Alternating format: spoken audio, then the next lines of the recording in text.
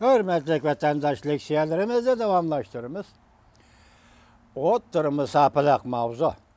Raketa gelişimiden çekinip çıkıp, aradan bir kaç gün ötmeyle Prezident Trump, Prezident Vladimir Putin'i Amerika'nı ziyaret kılışka teklif kıldı. Mavzulu haber 10. ayının 26. günü ben bir torbiyeti ilan kılın. Haber. Bundak baştan.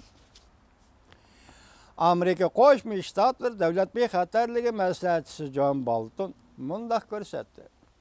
Aqsaray Rossiya Federatsiyasining prezidenti Vladimir Putinni 2019-yilning 5-ida Washingtonni ziyorat qilishga rasmiy taklif qildi.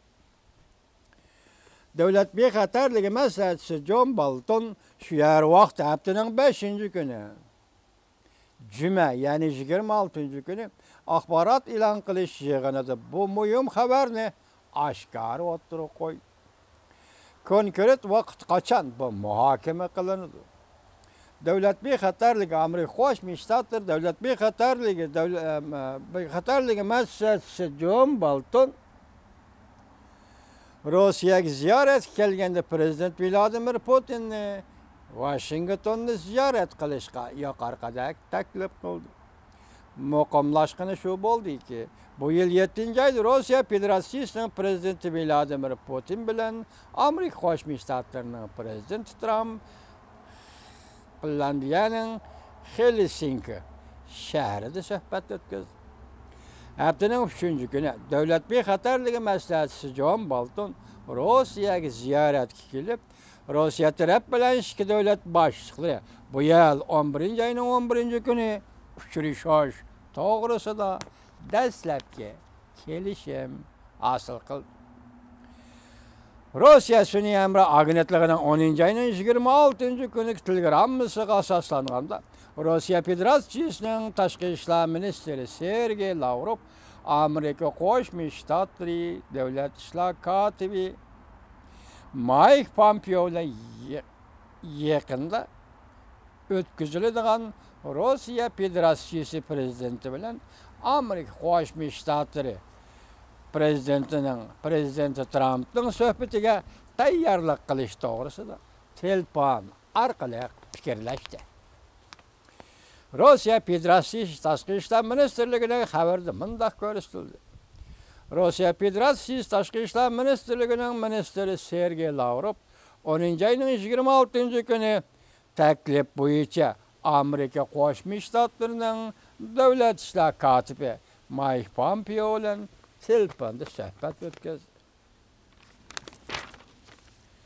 Ikki taraf xalqaro masalalarning kun tartiblari va ikki taraf munosabatidagi jiddiy masalalar to'g'risida fikr almashtirdi.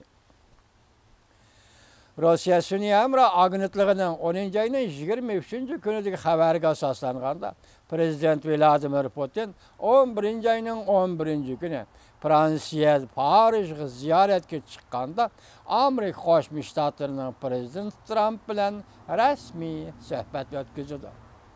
Biz avvalgi leksiyamizda 11-oyning 6-kuni degan edik. Demak, 11-oyning 6-kuni Amerika Qo'shma Shtatlarida o'tirmazgillik saylan bor. Hozir endi 11-oyning 11-kuni deyilganda balki bu to'g'ri. Parijda prezident Trump bilan prezident Vladimir Putin suhbat o'tkazdi. Rossiya prezidentining yordamchisi O'shakov muxbirlarga mundaq ko'rsatdi. Bu uchrashuv to'liq tayyorlikdan o'tgan ikki tarafning rasmiy uchrashuvi bo'lib hisoblanadi. Suhbatning vaqtini ikki davlatning prezidentlari belgilaydi. Rossiya Federatsiyasi prezidenti Vladimir Putin Washingtonga ziyoratga kelishga qo'shildi. 7-oyning 16-kuni prezident Vladimir Putin prezident Trump bilan Helsinkida suhbat o'tkazgandan keyin 7-oyning 27-kuni Janubiy Afrikada Oltin-Keshakbash davlat yig'inida Amerika Qo'shma Shtatlarining prezidenti Trumpni Moskvani ziyorat qilishga taklif qiladiganligini oshkorlagan va o'xshashla Washingtonda prezident Trump bilan uchrashishni xohlaydiganligini bildirgan edi. Prezident Vladimir Putin oshkorlab mundaq degan. Prezident Trump davomli uchrashishni umid qiladi. Men ham buningga tayyorlik qilib qo'ydim.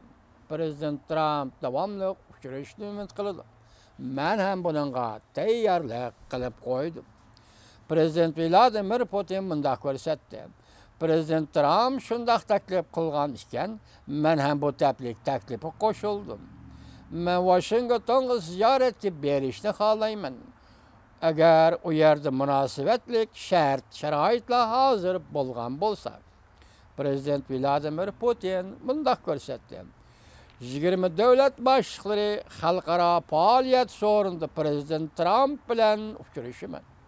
Gerçi növbette Amerika'nın ichki qismida to'sqinliklar bo'lsa-mu, turmush davomlashidikan, bizning uchrashishimiz ham davomlashadi.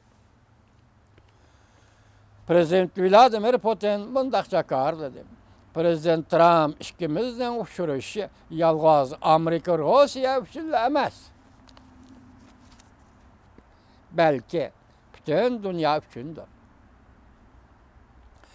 Biz ikki davlat rahbarlari muhokama qiladigan masalalar nurg'un davlatlarga va Yevropaga berib ketilidir.